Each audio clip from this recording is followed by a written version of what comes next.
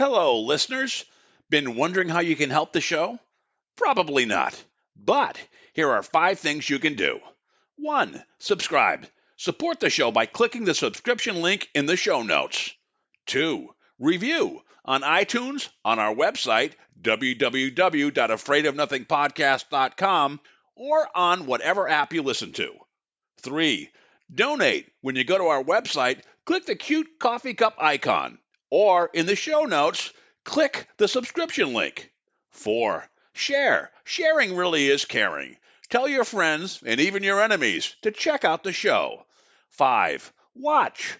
Wait a minute, it's a podcast, not a movie. Actually, it's both.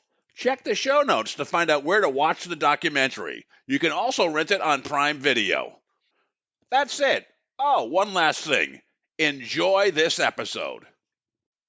Oh, loyal listeners, you're going to want to revisit tonight's show again and again. Why? Because it's all about reincarnation. In fact, one of the craziest reincarnation stories you've ever heard. Crazy in a good way. But first, speaking of reincarnation, we'll be reincarnating my co-host Kyle Carvin on some upcoming podcasts. So if you've missed Kyle, he's coming back. Some of you may know that he was on the show There's Something About Pam, I think episode 6. He was the detective, really big part in that. And Kyle just finished a horror movie about Ouija boards. And currently I think he's finishing a cross-country tour, just kind of getting his mind straight, and then he'll be back on our show. And I want to thank you, Kyle, personally, for making a great donation to Buy Me a Coffee. As a co-host, he doesn't have to do that, but as a friend, he did. So I really appreciate it, Kyle. Thank you so much. Now, about tonight's guests. Dr. David Bettenhausen and Carla Bogni-Kidd have been close friends since 1998, feeling a deeper spiritual kinship for each other. Dave and Carla had spontaneous memories of 29 past lives together while meditating. They went on to get past life regression training with Dr. Brian Weiss. Now, Dave and Carla spread the message of love and kindness and teach holistic approaches to healing. They teach meditation at their local university and senior centers. Dr. Dave was a registered nurse for 10 years before returning to medical school. He recently retired from his private practice. Dr. Dave now serves as the Vice President of Medical Affairs at a small Midwestern hospital. Carla recently retired as his office manager. They now share their message together. The gift of past lives and love is the answer.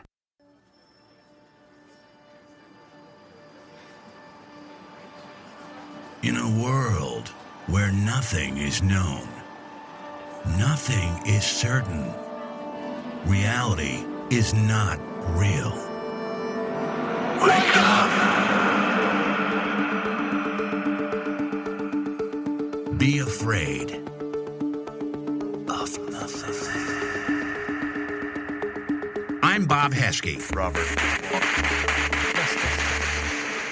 The host with the ghost. This is my podcast, based on my paranormal documentary, Afraid of Nothing. Each episode, we talk to people who see life and the afterlife through a different lens. Join me. Who is this large man? And what's he doing in our bedroom? As we lift the veil and open our minds to see beyond our eyes lie.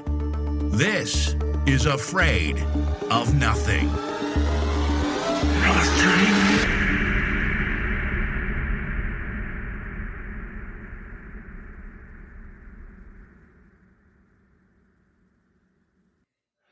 What a show we have tonight. We are here with Dr. David Bettenhausen and Carla Bogni-Kidd. I've listened to them on several podcasts, and they never fail to impress.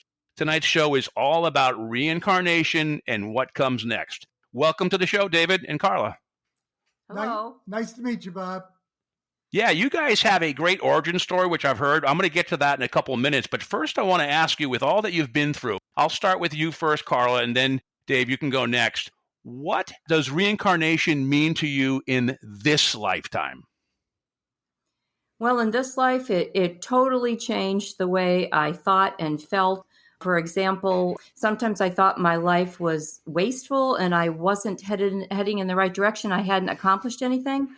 Knowing now what reincarnation is all about, I've accomplished a lot of things. And we'll talk more about that afterwards, I guess. Yeah, I mean, you guys have written 3 great books we'll get into a little bit later. There's kind of an evolutionary path from reincarnation down to preparing for what's next. But Dave, if you don't mind telling us, what has reincarnation meant to you? Because you were probably more shell-shocked than Carla that you had this skill and that reincarnation was real.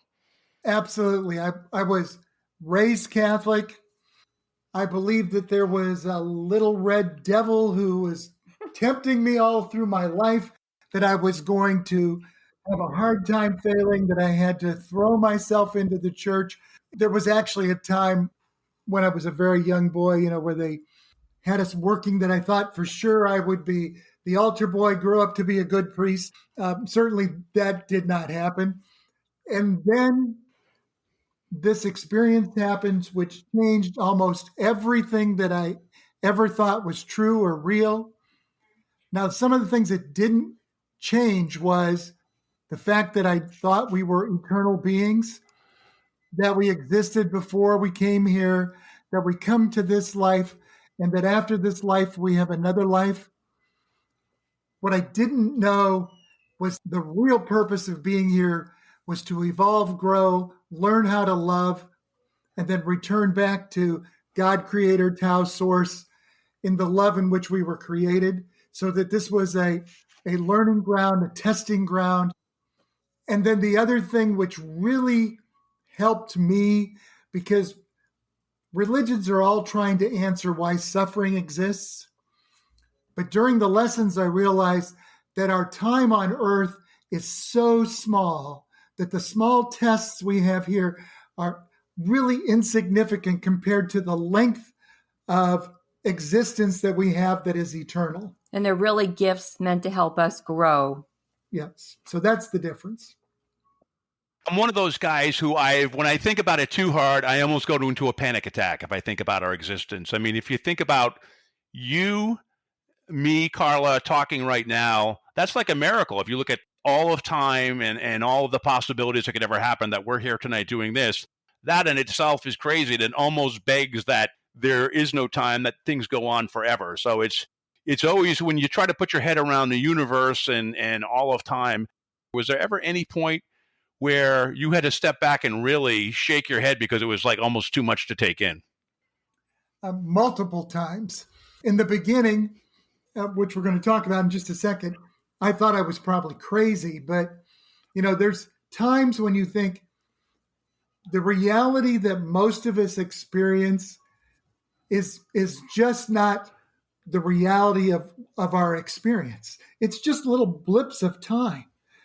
If we're talking about the universe being 13.8 million, who cares much about the 40 lives that I've experienced, or 34 that Carla's experienced? 42 for you. 42 for me, yes.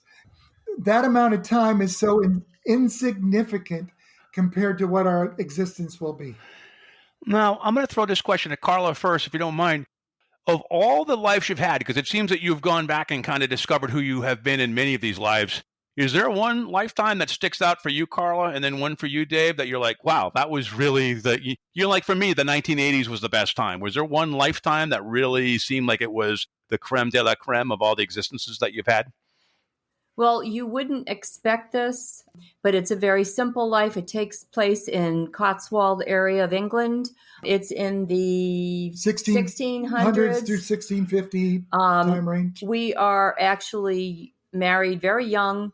We have a very simple life, but we love each other. It's not without adversity, but we appreciate each other. We appreciate love, and we appreciate life in itself. And it's very simple. And if more of us did that now, we'd probably be happier. Yeah, no, that sounds excellent. Who died first in that lifetime, Carla? Were you or Dave? Do you know? Well, I hate to give it away, but it was me. Okay. It was a sad story. Mm-hmm. But up to the sad part, it was a beautiful story. Yeah. I think about finding your soulmate. My father met his soulmate, and when my mother passed in 2013, it was very hard on him. He couldn't. He kept her ashes in his room, and just really had a hard time letting go.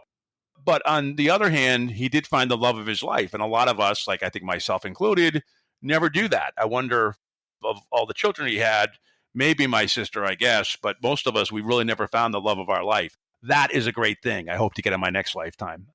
Though I've had good Well, how do you relationships. know? I'm sorry? How do you know that, Bob, that you have not met the love of your life? Maybe you weren't prepared at that moment for that person and they came in and out of your life. And perhaps, just like with Dave and I, we met when we were 3 and 4, and then we didn't meet again until 36 years later. Yeah, I guess I don't know. Maybe that's a problem with me, is I would have a hard time recognizing it. And I wonder if that's one of the things I would have in this life as a lesson, which is interesting. So we're going to get to your origin story. One more question. What do you think is your purpose in this life that you want to accomplish? Is it sharing the story about reincarnation and faith and love? Do you think that's kind of the big purpose for this life? Actually, us coming together at this late stage in life, in our 50s, yes, absolutely. We were supposed to write these books because it's the truth, to let the world know what is real, what isn't real. What we've been taught from the beginning is not necessarily real. God is not fear and to be scared, but God is all love, wants us to know that the only important thing is love. And if we indeed live life with the 5 simple rules for living, that is to live a life without conceit, jealousy, selfishness, and unforgiveness, and to do everything, make all choices and decisions out of love and compassion, that's why we're here. Not to worry about whether we have more than the person next door, whether we're prettier than the person next door. Those things are also insignificant in the scheme of things. That seems like it's such common sense, but yet it's where, what we live in now. People are against each other, trying to set each other up, trying to hate each other. It just doesn't seem, they just have these blinders on. Do you think we're in for an awakening pretty soon? Or how do you feel about the times we're in now? If you look at it, Rob or Bob, there certainly is, this is a period of awakening. There are more and more people aware of this reincarnation, the fact that we're eternal. If you talk even about science is now delving into reincarnation, the whole thought process on consciousness existing in a state before the existence of the physical. All of those kind of things are really occurring at the same moment. And then you start talking about people having spiritual experiences, mediumship type experiences. If you talk about alien abduction experiences, those are and out of body experiences. All of those are things that are occurring psychologically, telepathically, outside of what we normally call reality, what we can see. And now we have the world explaining that what we see and experience is really quantum wave forms, which is something that just exists outside of physical reality. And we just observe them. And so we're at a different point in life and in the world, and things are going to change. I did a documentary called Afraid of Nothing, and part of it was I certainly had the paranormal people on, but I also had a guy who co-wrote a book with a guy named Dr. Robert Lanza on biocentrism. I don't know if you've ever read that series. It's very interesting. And biocentrism is that our consciousness creates reality versus us just being witnesses. And there's a bunch of dumb, happy accidents that consciousness emerged, because everything had to happen just right for there to be life. Not just life, but consciousness, right? So it's and so we kind of cover that in the film. But I think, that's absolutely where some of the mindset is going. We mentioned about the awakening. Let's talk about your awakening. That's a great story I've heard about where you first realized that there was a thing called reincarnation. So you guys want to tell us about that? Well, I always believed in reincarnation, despite the fact that I was raised Catholic, Mormon, Methodist. Ironically, the Mormons do kind of believe in reincarnation, but I didn't know that at that stage. Yeah, that's shocking. I did believe. I had been to mediums and psychics, a few over the years. I was always into astrology. So it wasn't real shocking to me when we decided in the office, Dave's a medical physician and I was his office manager. And we decided in the office, because we were so stressed out, we would try meditation. And we were doing it as an office. And we decided that we would do it before the patients began in the morning. So that meant getting there at 7:30 a.m. And the first day we all did it. And it's very difficult to shut your mind off, as we found out, because we're bombarded with electronic media. So that first day we all did it. The second day we did it, and we all talked about seeing bright, colorful lights. And then the third day, the girls said, we don't want to do this. We don't want to come in early. We'll do it at home. So Dave and I decided that we would go ahead and meditate. We did for about 35 minutes. We heard the patients coming in, and we got up and went into our adjoining offices. Dave followed me into mine. And I said, Carla, you'll probably think this is very strange or crazy, but I think I was talking to your mother during meditation. Now, Carla's mother died in 1996. I bought the practice that Carla was the office manager in 1998, and I never met her mother. But this woman came to me while I was meditating. She reminded me so much of Carla. The eyelashes looked the same. I knew it was, and she kept showing me this shoe. And when I told Carla she was showing me a shoe, and she was laughing and smiling, Carla goes, "What?" So, I went over to the computer and I Googled ballroom dancing shoes, and 60 or 70 pair appeared on the screen. So I said to Dave, okay, what shoe? And he walked over and he pointed to the pair that my mother had always worn. She was a ballroom dancer, but she also wore those for church and for dress up. And then my sister, who was also working in the office, took a picture of my mother out of her wallet and turned it to Dave and said, "Is this who you were talking to?" And Dave got very emotional and said, "Yes." And so at that moment, I thought, what's happening that I don't understand? Because this isn't anything normal. This is not the way I live. This was not going to church every Sunday. But we kept meditating. The girls actually wanted to meditate because they wanted to see if I could talk to their mother. But very soon into meditating, Dave started to see pictures and faces and things that made no sense. So we started journaling everything because we weren't sure what any of it meant. And at that point, my sister and I weren't seeing anything. We were just seeing colors, the bright colors. But Dave was seeing all these things that he didn't understand. So our first book that we wrote is called The Gift of Past Lives with Mother, Isabella, God, and Elizabeth. And that's for a reason. Because when we first began to meditate and Dave realized that he had this fantastic gift, the first person that he met was my mother. And then a couple of days later, he met this woman named Isabella, who said she had been with him for over 6,000 years and that she was his spirit guide. And he was wowed because he had no idea. Of course, we've all thought about guardian angels. We didn't know what the difference was between guardian angels and spirit guides. And she started to explain to Dave that all the bits and pieces that he was seeing were all part of past lives.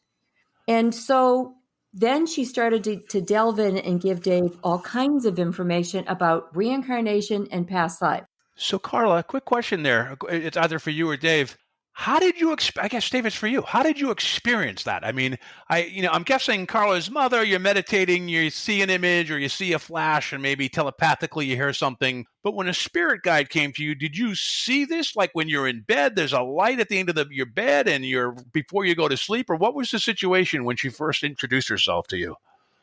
When she first introduced herself, the visual impact with my eyes closed is that this was some sort of a blondish young woman. The auditory, I would say, was almost like an electronic buzz that I couldn't really exactly understand to start with, but it got easier and easier until the buzz sounded like Isabella. So it's now that her voice is normal. I would never say it was right. Because, the mind, we're in a different narrow band than kind of, the rest of the universe. Do you think that buzzing was trying to adjust to your station or you to her? Is that what you think it might have been? I think so. And when I asked Isabella why she was reaching out now, she said, "I heard Carla pray for you because you were so burned out in the office. And I heard you pray for her because she had some personal issues at the time. And so you were both ready." And so somehow I tuned in and I could start to hear her. And then we kept meditating. And then I had this experience that wasn't just a picture, because I had seen pictures and faces, but suddenly I had a memory. And the memory turned out to be my memory from 1962 when I was 3 years old in this life.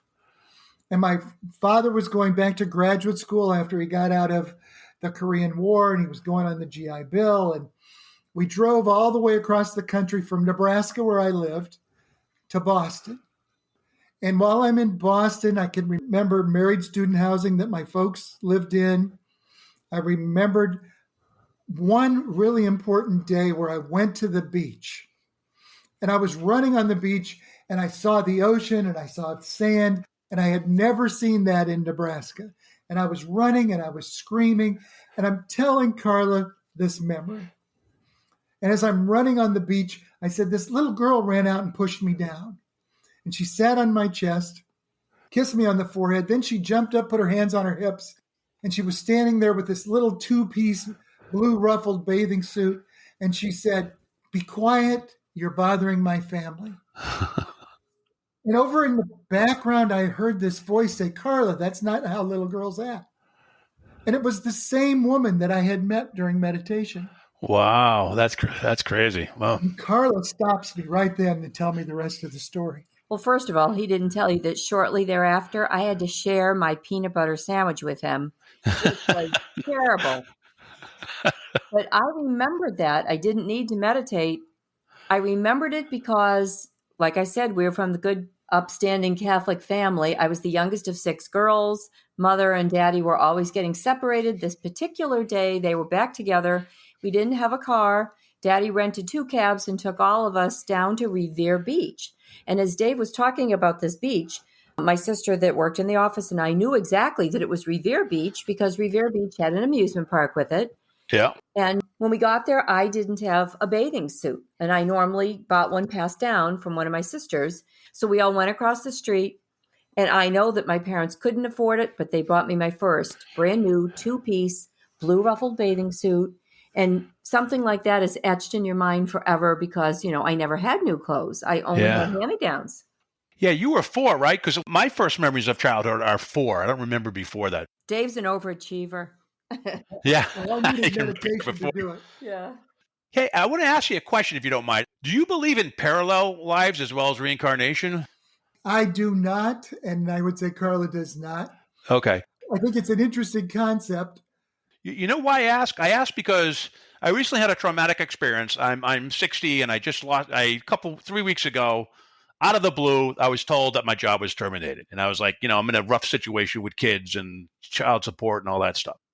So I've been kind of like under this weird thing. And last night I was dreaming, and I've had this dream before, like there was, looking in my past career, that there was a point where I left this job and went to another job and then went back to this job. But that's not the case as I build my resume. But it seems so real, and it seemed like I've had that thought before, where I've been at this job and then I took a break and then they put me back again. I don't think that was a forward-looking thing. I think it was like I had gone away to another company and I was there for a short time and then I went back to this company. And it seems so real to me, and I don't know why. So maybe that's just some type of weird, vivid dream, lucid dreaming message that I'm trying to get. But that was a strange thing. If you look into dreams, it is always how you're trying. If it's truly a dream, then it's how you're trying to cope with what's changing in your life. So you may have been thinking, if only I had made a different choice and chose a different job and left. That would be more likely. If you're talking about parallel lives and you're trying to read quantum physics information, then a parallel life would exist, or a parallel universe would exist at every change of a decision. Yep. Because everything is based on choices. And if a choice, one was to change a job and not to change a job, the theory of parallel lives is that both of those things would occur and continue on a different path. But even if that's true, quantum physics says the 2 universes do not cross, and the 2 universes are their own closed systems, and they can't interact with the other universe. So physically, if you're talking about real physics, a parallel universe would not be one that you could reach. Cool. Understood. Now, it sounds like you both have faith, but you also believe in the science aspect too. You think that science and religion kind of can coexist with this whole reincarnation theory? Well, I think God is science. Yeah. I have big discussions on God and a lot of different people. It appears that our Creator is certainly mathematically logical and has determined a set of rules that seem to apply even to reincarnation, whether you want to call it good and evil or karma. There's a set of rules that apply that have followed. We seem to appear, this is an interesting topic for me, Robert, so I'll just throw this in. Sure. It appeared that my first life was 6,000 years ago. If you read the science of language as it developed 6,000 years ago, what happens with the human language is it, for the first time, uses the word promise or covenant. It understands self-sacrifice to make something better for tomorrow. Making a plan today, giving up today so that tomorrow is better. It's very interesting that religiously, we start to see things like God creates a covenant with the Jews. The Hindu people are talking about reincarnation. We see indigenous people talking about the spirit, the great spirit. All of those things start turning up in civilization 6, 7, 8,000 years ago. So it's not surprising that my first life may be at the time when all first lives that start to reincarnate occur. Now, not to bring up the Big Bang Theory, but what happens before your first life? Do you have any thoughts on that? Yes. Per Isabella, because we've asked these questions, again, time is of almost no relevance on the other side. Most people with NDEs, most people having past life memories of the intermission or time between lives, they start by saying that nothing seems like it does here, that time doesn't seem to be relevant. Well, for an eternal being, what happens in 3 minutes and what happens in a million years doesn't really matter. So you start to get those kind of experiences.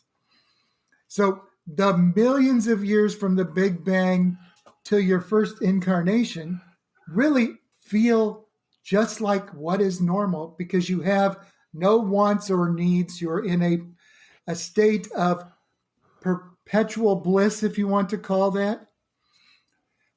People then say, well, then what's the purpose of coming here at all?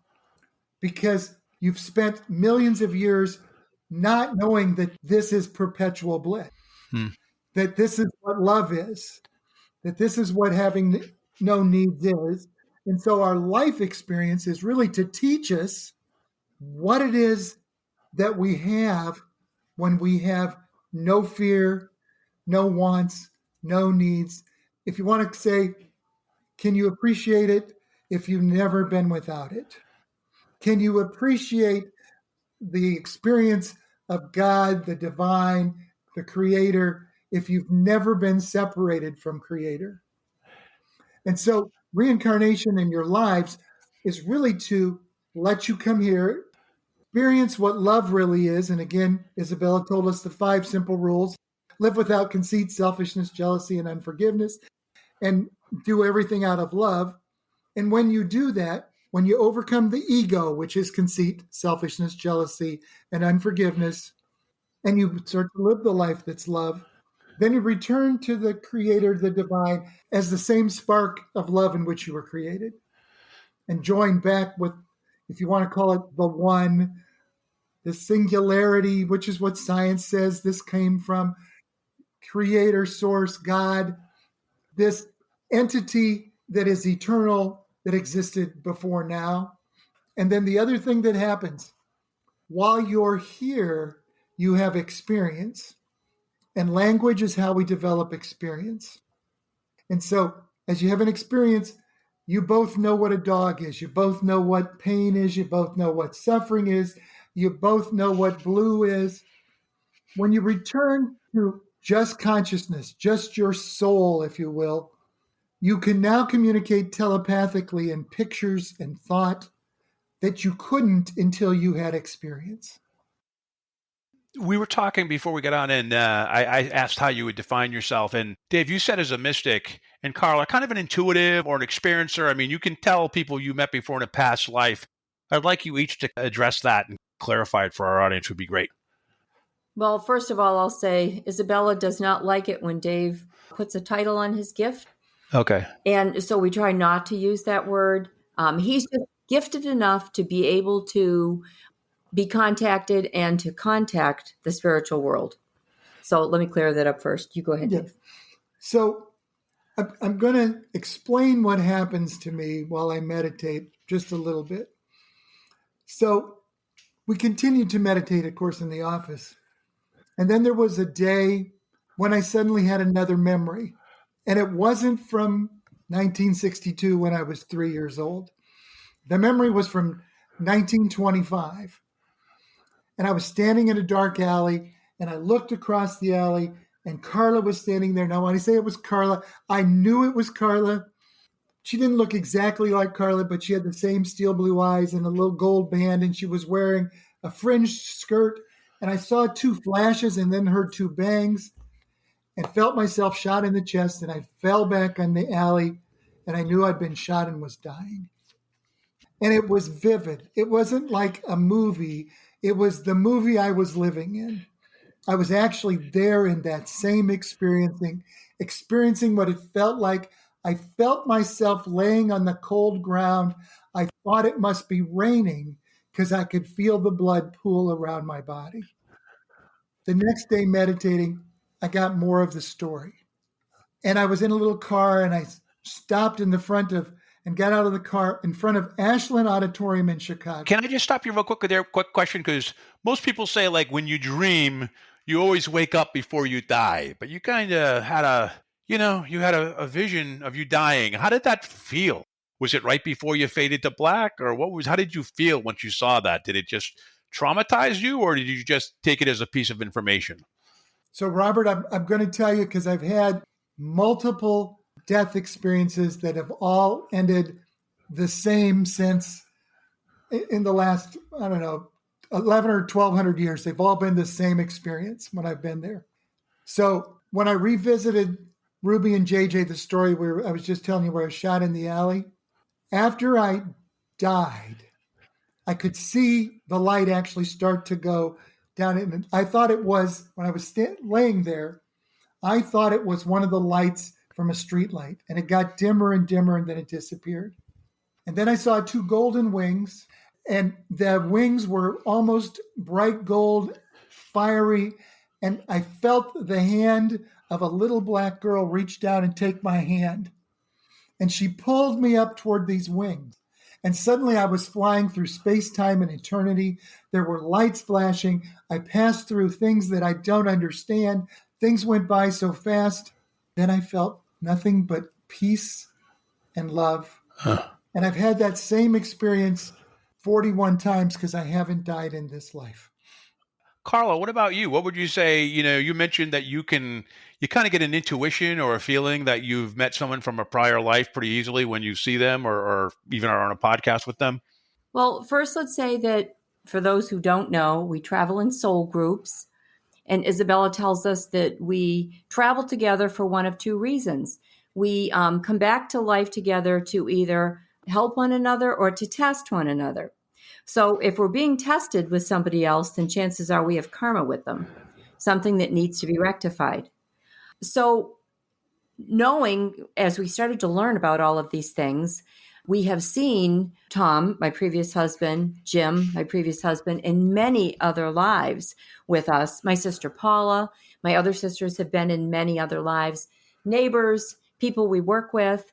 But what happens with me now that, we've been doing this for a long time now, and I'm open enough, tapped in enough, that if I meet somebody, you know how you feel either very familiar with them and happy, content with them, or you feel off for whatever reason. And chances are that person that you're not comfortable around, you've had something karmically that needs to be rectified. So what happens, like not so long ago, we have two new puppies. And I went to school with a girl 40 some years ago who is now a dog trainer. So I contacted her because I see her on Facebook. She doesn't know any of those things because we live in a very small town. You don't tell everybody everything or they think you're kooky. We had her come over and I started to see pictures of her. I see glimpses of her from past lives. And for me, it's kind of symbolic. We have a life in Antioch, Turkey, and I'll see people dressed a certain way that clues me in that it's Antioch, Turkey. Or I'll see somebody wearing like a big straw hat, and I know that's usually our Southern life or our life in South Dakota. So I have these little clues as to what life it is. And then what happens with me is if I look into your eyes, then usually it helps me click in to know where they were, who they were.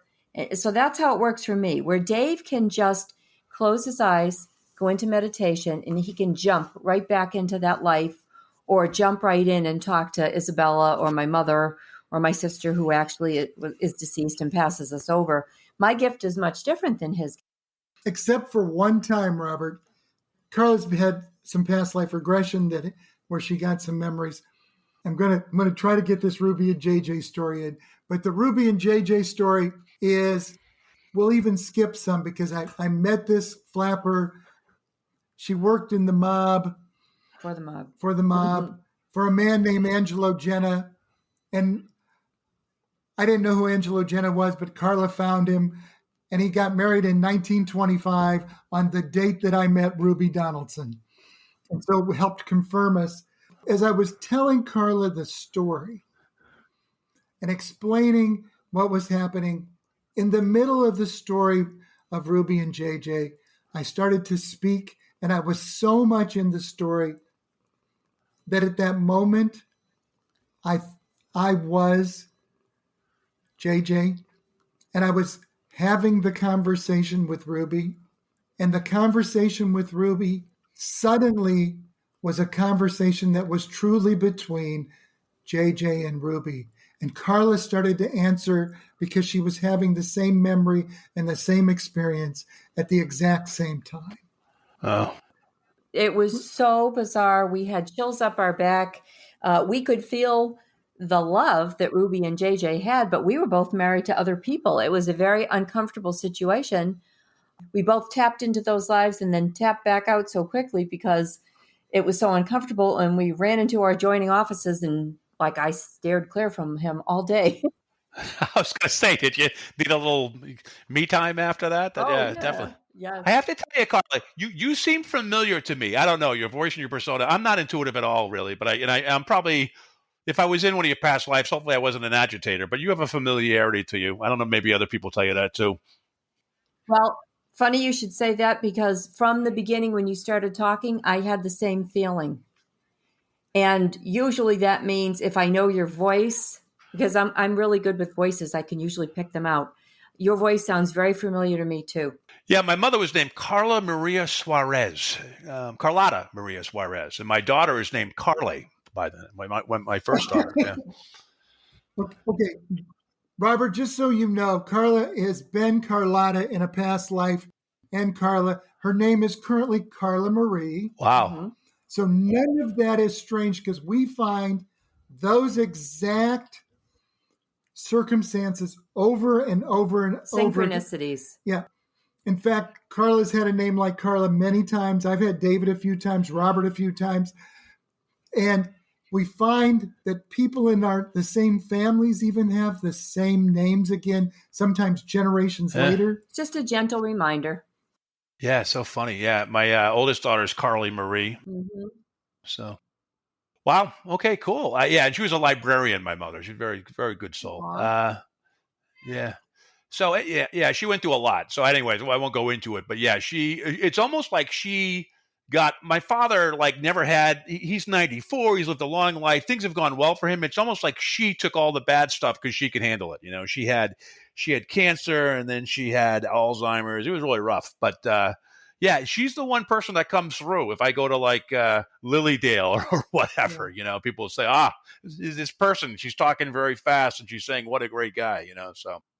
Anyways, let's talk about your 3 books. Let's talk about, because I want to end on the manual and kind of preparing for the next life. But could you give us a little, I mean, the first two books, you kind of chronicled your experiences. Could you give us a little soundbite of the first two books and where they can get them? I'll also put it in the show notes, but little tease on those, and then talk about the third one, the manual, which sounds really interesting. So the first book was The Gift of Past Lives with Mother Isabella, God, and Elizabeth. And like you said, it's really chronicle of our experiences, how they started, the lessons that we learned about reincarnation. 20 of our past lives. And I've had 42, Carla's had 34. And what we discovered as we were writing the book is that we've had 29 past lives together.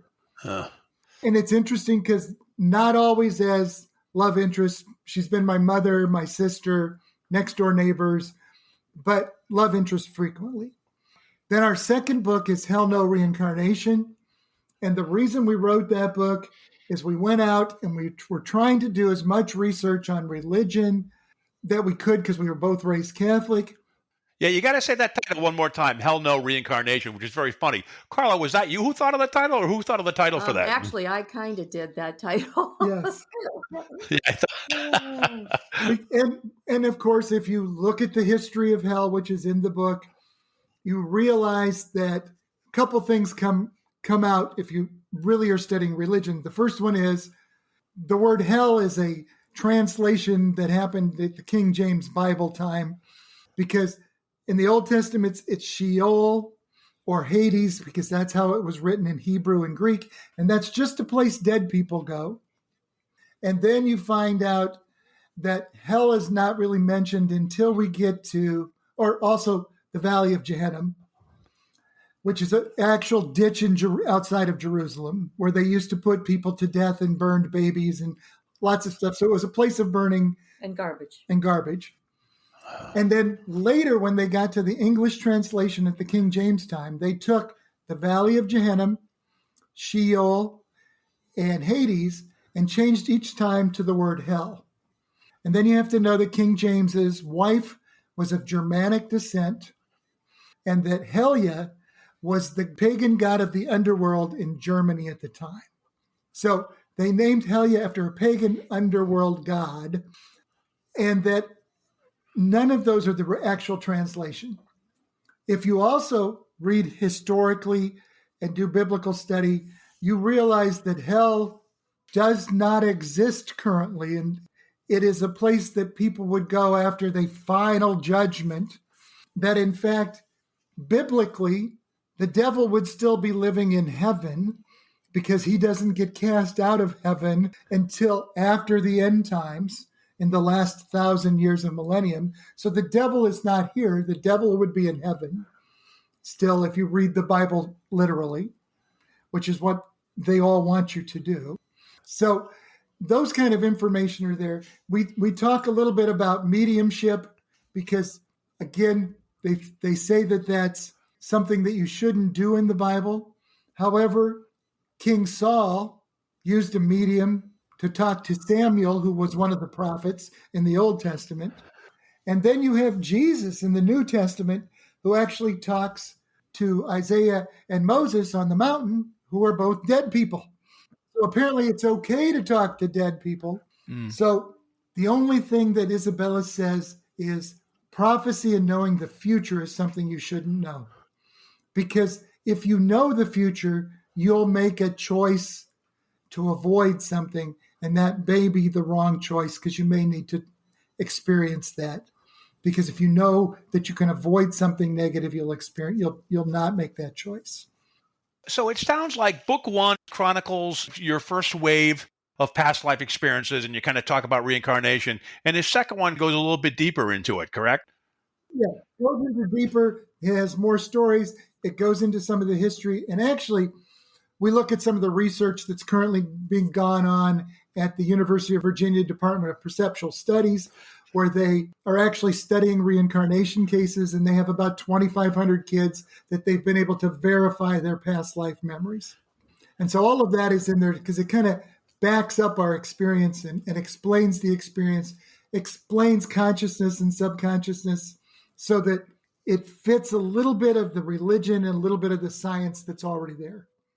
Which is teeing up to the third book, the manual. But when I hear you and Carla, this life you seem pretty advanced, like you've resolved a lot of issues. I think a lot of people are basket cases. They carry things forward and forward, probably like myself.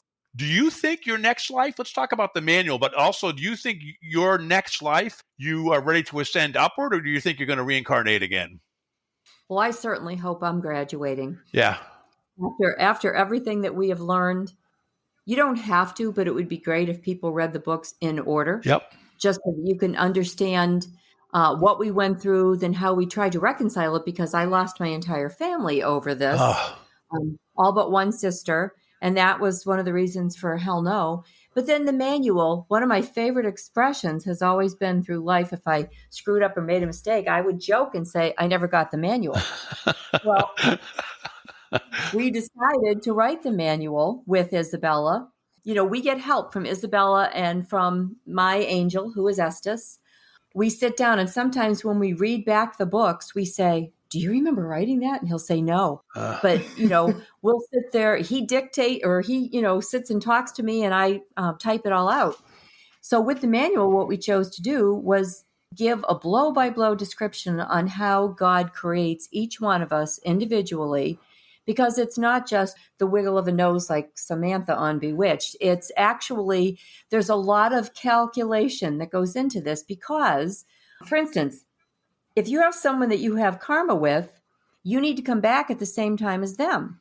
So if you die at age 20 and we have karma together and I don't die until age 80, you have to sit and wait for me to come back, go through the atonement process, and then us both come back to earth together.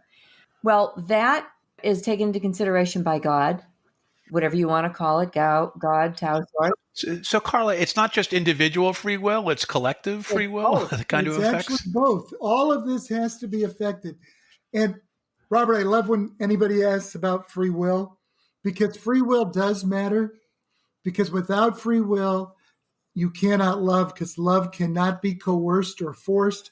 And that's one of the problems with all of religion, is religion teaches you have to love God because otherwise you have to fear going to hell. In the reincarnation reality, it's you have to just learn love and then you return to God.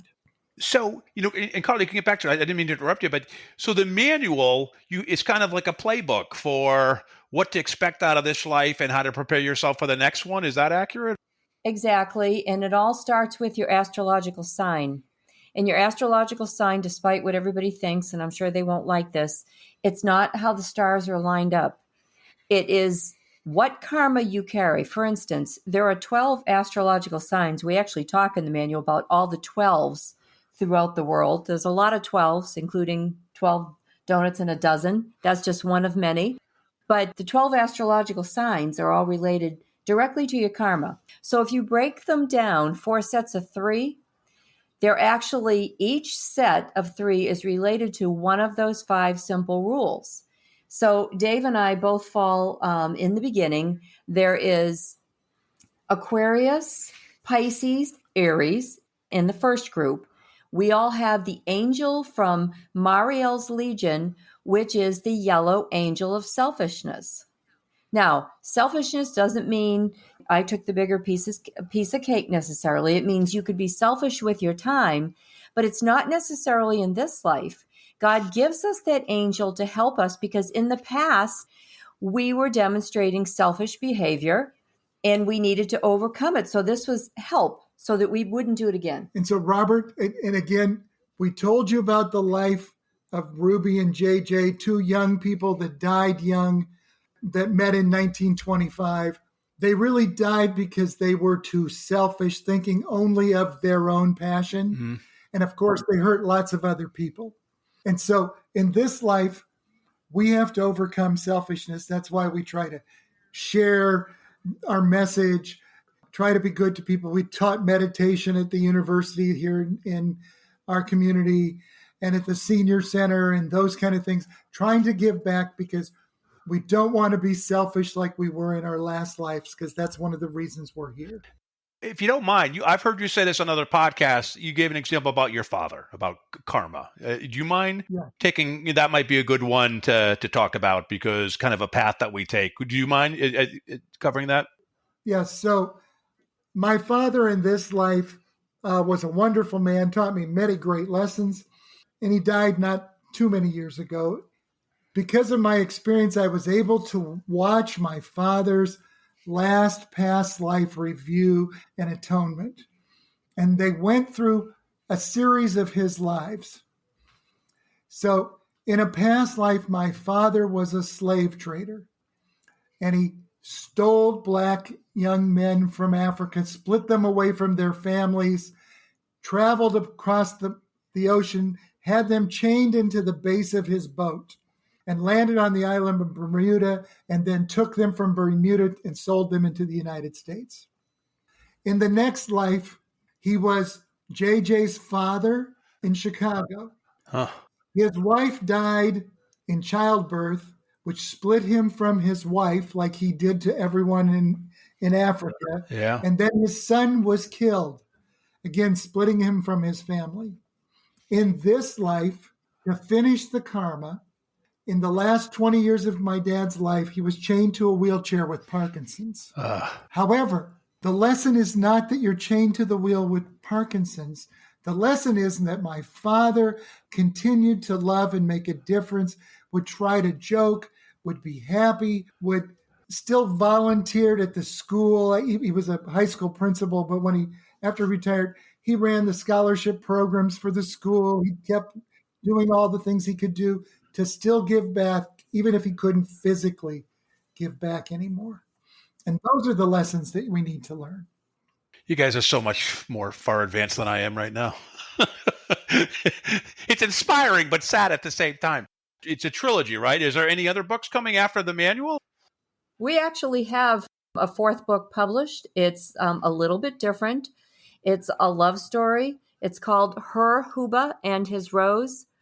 It is one of our lives. We are not the main characters, but we are in the book. It takes place during the Second Temple period in Jerusalem. It's a very interesting book. It has Essenes who are fighting to save the law. It has a beautiful couple that meet each other. It talks about their children, their love of their family, their love of the people there, and the love of the people for their God. And it goes through a 70-year period explaining the life of one couple. Wow. Sounds like the greatest love story ever told, or at least in your past lives, right? It's the greatest story that we know from the past. Yeah, which nobody else knew until they shared. So where can they get your books, our audience? Anybody can contact us through our website, which is thegiftofpastlives.com. If you go to thegiftofpastlives.com, you can also get links to buy our books, but they're also available at Barnes & Noble, Amazon.com, Walmart, even your local bookstore. So if you have a small local bookstore that was hit bad during COVID, please go out and order the book because you can get it ordered there too. Oh, that's great. Is there anything else in store? I mean, what's next after you've come so far in the past, maybe 1 or 2 decades? What's next for you guys? What do you see kind of the last chapter for you both? Well, I hope the last chapter isn't here yet. The last chapters, multiple chapters. Okay. We have another book almost ready for publication. It's all about meditation, and we're working on a 6th book. The title of the book will be something related to the first 6,000 years. We're going to fill in some of the history between our lives. So that's kind of like a prequel again. You kind of had a linear thread. Now we're going back to a prequel. It's kind of like Star Wars throwing something out in book 6 or something. But there you go. Last question. People are always like doubting their faith or questioning through all you've been through. Has there ever been a point where you're saying, is it really real? Nah. Or are you just grounded and so certain in what you've learned and how you've evolved and you're just such comfort on the path that you're on right now? There is so much certainty since this experience with our synchronicities, the way things fall into place. One thing that Isabella always reminds us is that you shouldn't be in a hurry for anything because it's all carefully planned and everything needs to fall into place for the right things to happen. If you stay negative, you'll live a negative life. If you stay positive and thankful, grateful, then that's the type of life that you'll have. If you're a doubting Thomas and nothing but negativity, that's the type of life you'll have. But you have to be patient because it all falls into place.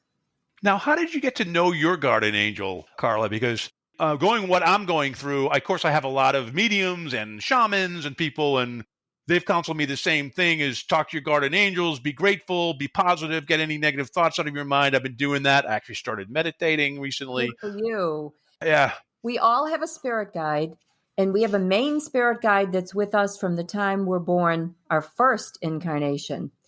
You have other guides that come in and out. For instance, my mother is our gatekeeper. What's a gatekeeper? A gatekeeper is someone that steps in when those souls that are waiting to reincarnate try to step in and talk to you, and it's negative. And my mother doesn't want that to happen, so she stops them. My sister, who passed over from cancer at age 40, she is the person that passes over everybody in our soul group. So those are all called guides, but they're not your spirit guide. Everybody has an angel. And there's no such thing as archangels because they don't compete in heaven. They're just angels. Now, there's different legions. My angel, like I said, is Estes. Dave's angel is Gabriel. There is Mariel, Uriel, Raphael, and Michael. And everybody has an angel from one of those legions except for Gabriel and Michael. Gabriel and Michael don't have legions. And Estes, all of the others do. And so everyone has an angel that is watching out for them. Sometimes, Bob, it's just a matter of listening, because there is that little voice in your head that says, don't do this, or maybe do this, or why are you doing this? Because you have to self-evaluate each and every decision. Are you making this choice out of love and unselfishness, forgiveness, all of those things? And if you meditate and you see bright colors, I see purple. oh, well, that is your angel. Yes. Really, like a hazy purple. Like I tend to be dark, and then purple rises up. Like a inky mist coming out. Out of it. I see purple. Robert, that's what everybody sees to start with. So you're doing great. Oh, excellent. The angels all live within the spectrum of light. And so purple is the bottom of that spectrum. And all the angels have a purple base, and then their color appears above them. So if you see something going from purple to a lighter color, that's the angel that's starting to appear. And you'll know by your astrological sign. Yeah, I'm a Taurus. If you're a Taurus, then you won't like me saying this because you'll take it wrong. Yep. But you have the angel of Shamuel? Yeah, of conceit. Of the angel of conceit. Okay. And that doesn't mean you spend time looking in the mirror. That can mean that you think your way is the way, and that doesn't mean you're doing it now. That means you did it in the past, and they gave you that angel this time to help you so you wouldn't do it again. Okay. Wow. I learned this at 60. I was born in the year you two both met, by the way. Maybe there's some synchronicity there. Yes. The last question is there a difference between a spirit guide and a guardian angel, or are they both the same thing? For the most part, they're the same thing. The spirit guide is your guardian angel, and then you have a separate Is your angel. guardian, but not an angel. A spirit guide is not an angel, has never been. Your main spirit guide has never been an angel, has never been a human. Your other guides can be humans, and then they've died and taken a job. And angels have never been anything except angels. So what would you guys ascend to? Would it be a spirit guide? You couldn't be an angel then? What would be your next? Yep. Okay, we couldn't be either. We could be a guide. Okay, so Robert, you're asking a question that's also in the manual, so it's great that you came back to this. There are 7 planes, Earth being the lowest plane. Plane 2 is the place where we stay while we're waiting to return after we've already died, so to come to a new life. Plane 3 is the place where we go for atonement, where we actually have our past life review.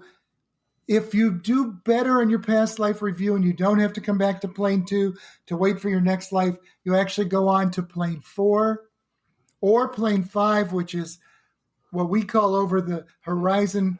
You might call base heaven if you want to. Plane 6 is a place that you go if you and another person on this earth have been very completely loving and caring together, and that you emulate love enough, then you may go to plane 6, which is a plane that Isabella says is truly what she would call soulmates. And then plane 7 is actually the eye of God. And the goal is that everyone return home. And when the last person has returned and no longer has to reincarnate, the entire 7 planes will collapse back into one, which is God. And there's a color chart with all of this in the manual. So you both are going to have to wait for me, that sounds like. Okay, that sounds good. Yes, we will be waiting. Now, if we make it to that soulmate plane, we'll be sending love messages all the time, Robert, to encourage you along. I need it.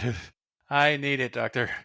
Okay, well, thank you so much. I mean, look, I hear this on every show that you're on. You mean the host gush about what a fantastic show, what a unique message you bring. It really is refreshing. And I was really tired before I sat down here, and now I feel refreshed, which is really, I feel like I have a new energy in me, which is great. Good. Thank you both for your time tonight. I really appreciate it. Oh, it's our pleasure, Robert. Thank you.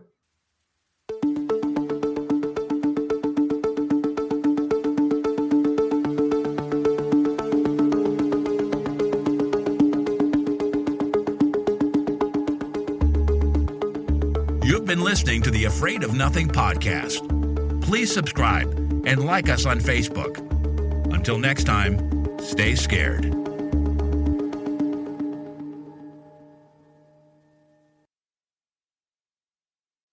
Hey, you're still here? Great. Then why not listen to another episode?